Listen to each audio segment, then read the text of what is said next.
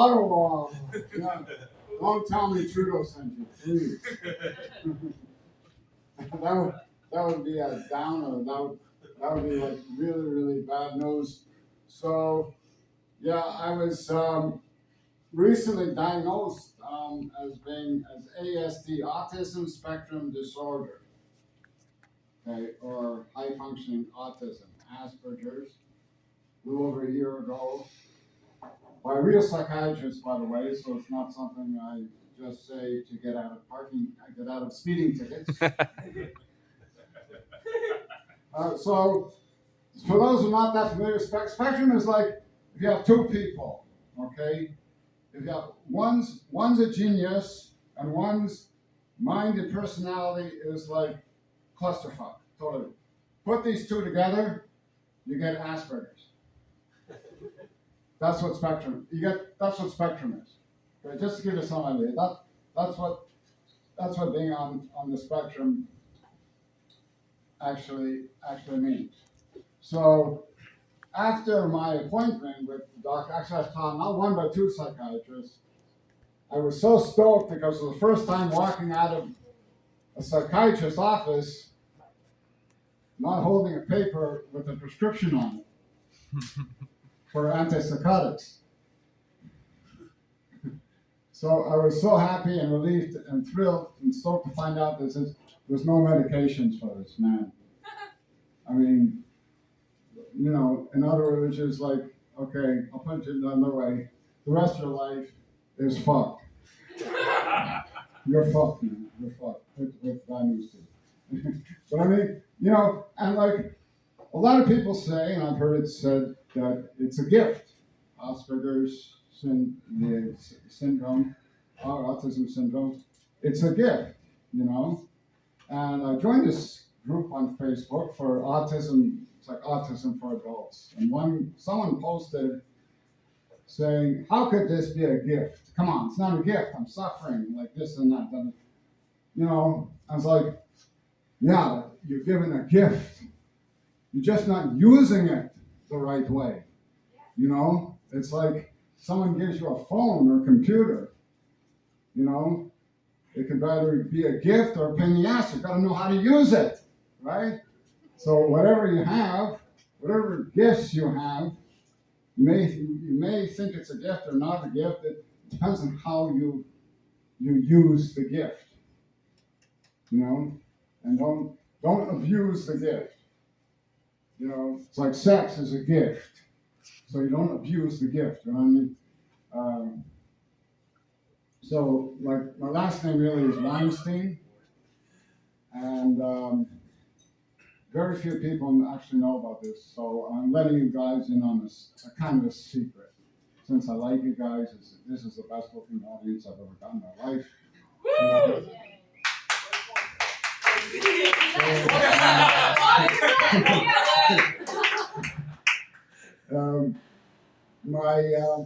My late father's first cousin was is a strange first cousin. So when my grandparents left Ukraine to come to Canada, one brother went to my grandfather, came to Montreal, the other one went to Ellis Island. So they got separated. And anyways, he was a lot younger than him. But anyways, he was a comedian actor who passed away in the 90s by the name of Jack Weston. Now, if you Google Jack Weston, you will learn that Jack Weston was born with the name Jack Weinstein, which is very bad news for me because Hollywood told me I can't get in. They filled the quota on Weinsteins. So, very bad news again. They're telling me, like, hate to break the news to you. You know? So once someone tells you, like, hate to break the news to you, you know, it could be the worst news of your life. That's not a good omen. Trust me. Not a good omen. So anyways, like, okay, gender, that's an interesting topic.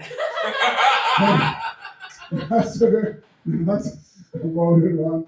Like, Um, I don't get all this gender ideology stuff. Like when I was your age, like I thought lesbianism was a pretty good ideology. You know, it's a pretty good damn ideology. Now it's not enough to be a lesbian. You gotta be a trans lesbian.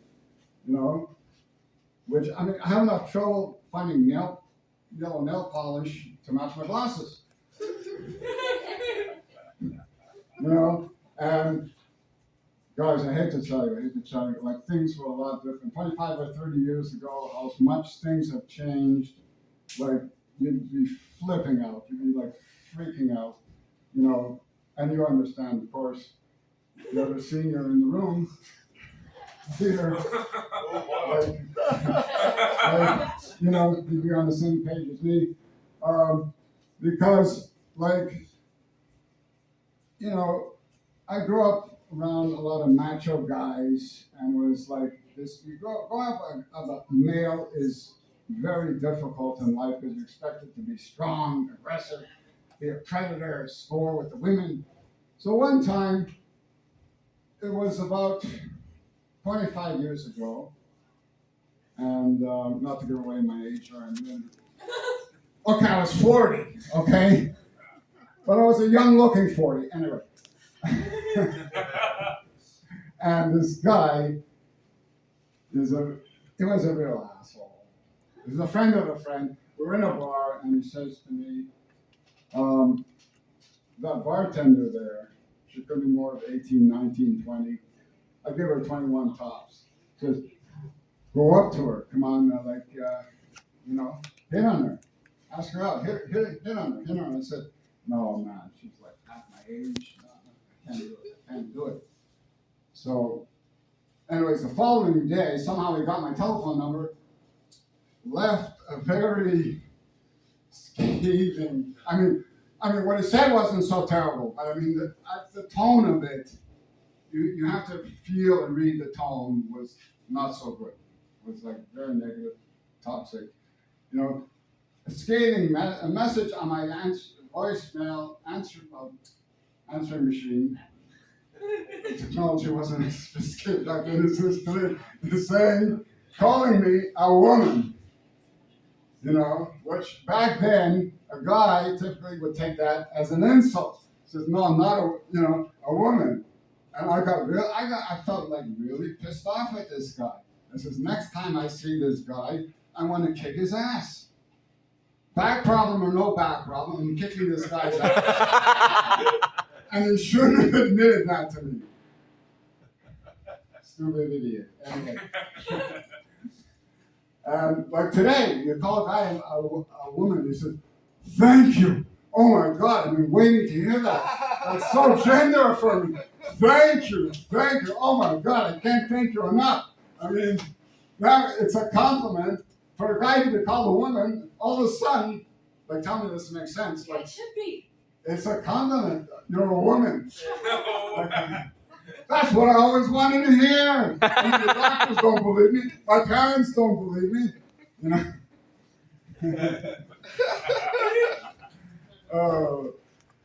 Oh my God. So, anyways, yeah. Okay, getting back to the spectrum. I mean, spectrum is like, okay, what I think symptoms of spectrum is like you tend to wander off aimlessly sometimes, and you don't realize where you are. And I have a tendency of wandering off in places where I shouldn't really be. Like I was in New York City about I don't know, a month or two ago. I wandered off into a Hamas demonstration, Hamas protest. I didn't really know who it was. One of the guys, like, somehow he knew I was Jewish. I guess it was the yellow glasses. I don't know. Somehow he knew I was Jewish. He pigeonholed me. I mean, like yellow glasses. I mean, called worse, but I mean, and then he says to me, "You colonizing, you genocidal colonizer." So, I said, wow. I mean, those are big words for someone who just barely made it through high school, you know, which is a perfect response for anyone who's Jewish, or if you want to be Jewish. I mean, it's a perfect response to anti-Semitism, you know, like it's like box bridge. Anyway, so so the following week, I took a trip. I went to a nudist colony where I met Jen. You all know Jen. Never heard Jen? Jen, genocidal. Did you get it? I couldn't believe it. She was Irish, as I know what She was Irish. She was Irish. You know, I mean, she took off her shamrock. So. She was Irish. I mean, yeah. I mean, and because they say like they're just jealous of the Jews because we're told, and you know, we claim to be the chosen people. Well, why didn't we get chosen? How come you got chosen? Why did we get chosen? Fucking Jew. I mean, why did you get chosen? I mean, because look, okay, my take on the whole story is when Moses was up there on Mount Sinai, he said to God, God, why us? Why are we the chosen people?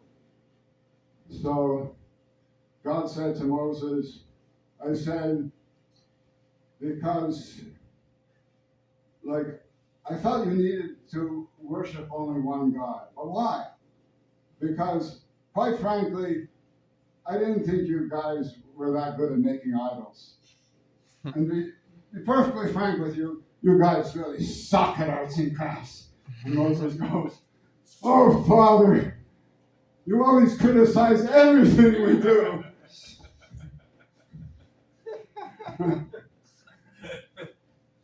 Why do you abuse us this way? So they said, look, Moses, look, don't worry. I'm going to give you 5 books. It's going to be the 5 books of Moses. I'm going to put the bad news is I'm going to put it in one scroll. It's very heavy. You're going to have to carry around everywhere you go. And says, but don't complain, because in 60 generations from now, your descendants will have to carry crosses.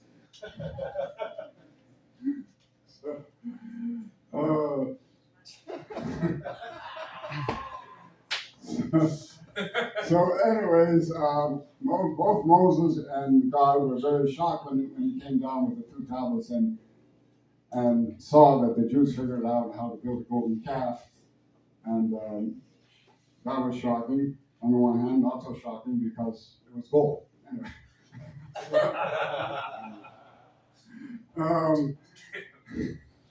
Anyway, so fast forward to the year 2000. There's some rabbi in Israel, not to say chief rabbi because I don't want to sound racist, and he speaks and he's praying to God and he says, God, why did you give them Jesus? Why did you give them Christianity? Why did you give them the Vatican, the Pope? And God says to the rabbi, he says, Rabbi, don't complain. I gave you Jackie Mason, didn't I?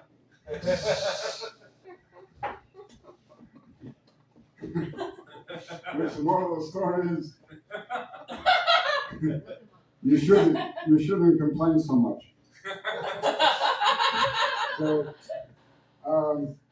So you guys like animals? Are you animal lovers? Woo! Yeah, I had a girlfriend once, loved animals. She loved animals, dogs and cats. And she had like 4 cats. She loved animals. It was people she had a problem with. You know, the thing is like, dogs, at least, you tell them to sit, they sit. A human being comes in your house and says, Joe, sit, have a coffee. He says, no, I can't. I'm going to be late for my appointment. So, yeah, so I mean, technology is like being on the spectrum, I have sometimes a lot of difficulty with knowledge. I have autistic fits just because, like, my computer doesn't do what I want it to do, or it's doing something I don't understand why it's doing it, or like I can't figure out stuff on my phone, and like my partner like gets very frustrated with me, because she's a whiz at all this, and she's and I'm having autistic. I mean, at my age, like I get an autistic fit is like when I can't find my glasses, and she goes like, "Honey, they're yellow. They fucking glow in the dark."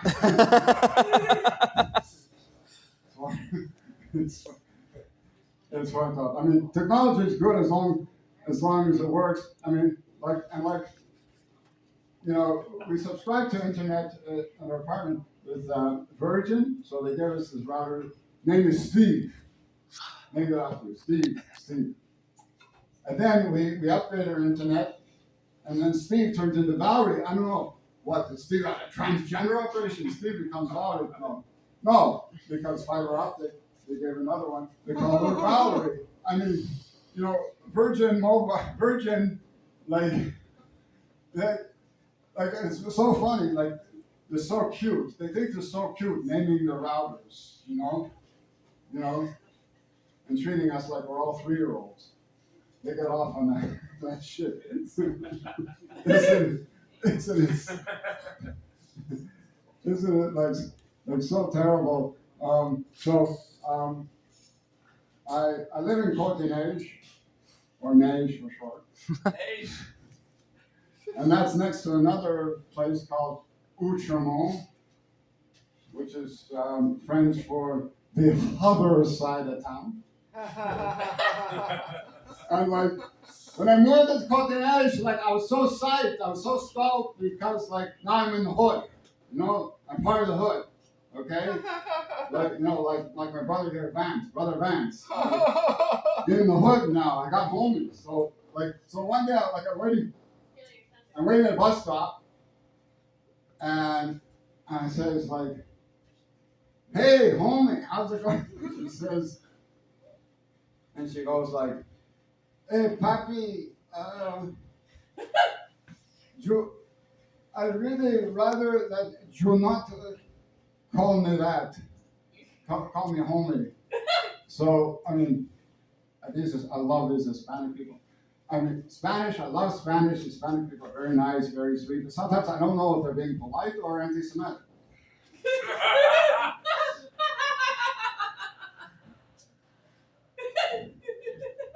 So, yeah. So I mean, there's this new language law that came out not too long ago. Boo, Walter! The healthcare, the Santé Quebec can decide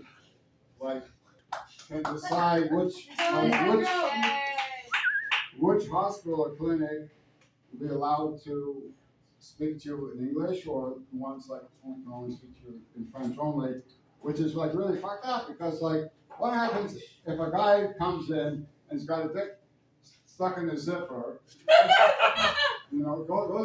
comes in emergency, dick stuck in his zipper, he's got to explain to all the nurses and doctors how much of a douchebag he was for getting his dick caught in the zipper in French. Now that's painful, Or like somebody from who doesn't speak English or French very well, that's from El Salvador or Venezuela, and if you understand a little bit of Spanish, comes in and says, "Yo entiendes malos a la coco." I mean, how brain dead you have to be to understand that this guy is telling you he's got a fucking headache.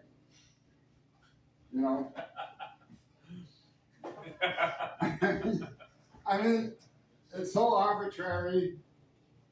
I mean, it's just so arbitrary and just so stupid, And my partner and I talk about it every day. We talk about moving to Ottawa. I don't know, About woo! At least I do. She doesn't because she doesn't like the Chinese food. Ew.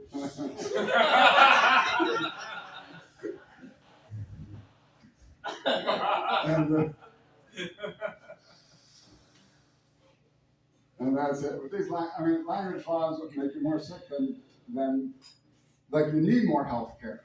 With all these politics, you need not less, you need more health care. Yeah. More. And yeah, speaking of that, health, yeah.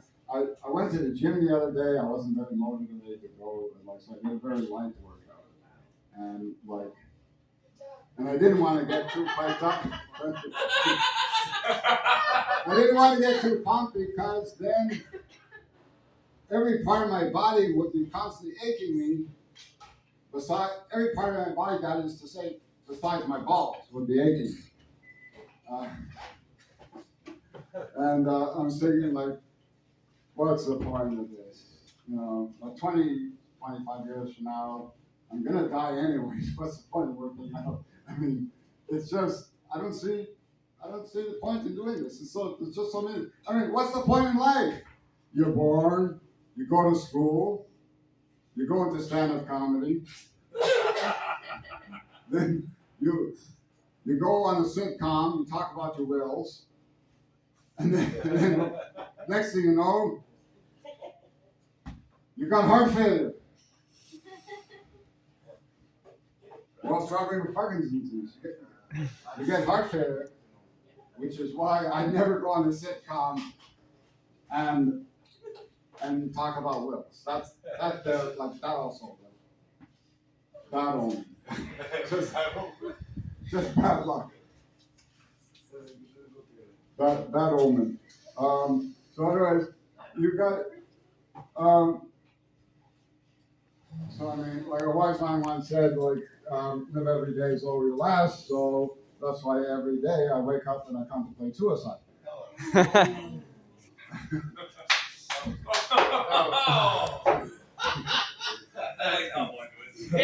like it. So, I mean, dating for people who are not on the spectrum, who are what they call neurotypical, and not on the spectrum, is difficult enough. So it's even more difficult for people on the spectrum. Like, I was once fixed up on a blind date, and the date went like this, like, hi, how are you? Wait, 1 minute. I know you. Don't you recognize me? But 3 months ago, you arrested me. I said, well, thank you very much. I particularly enjoyed the handcuffs aspect of that experience. Anybody ever try speed dating in their lives? Like speed dating? Yeah. Speed dating. Yeah, speed dating. I tried that a few times. Like I said, when I was younger, like when I was 40, but I looked a lot younger. I looked like Jordan's 30 and looks like 18. Like, I mean, that's He's 31. 31, and it looks like he's 18, you know. I was 40, and I had every hot 18-year-old gay guy running after me. What? I mean, I can't make this up. This is too ridiculous for me to make up. Just, like, too ridiculous. So anyways, I was once speed dating, and had this weird experience. I was sitting at the table next to me. I was overhearing a conversation. The guy said, hi, my name's Salvatore. Hi, Salvatore, how are you? What do you do for a living? She says, counseling. She says, well, what kind of counseling? Well, I counsel people that if they don't pay off the loan in 2 weeks for 30% interest, I'm going to break both of their legs. I'll leave you on that. Thank you very much.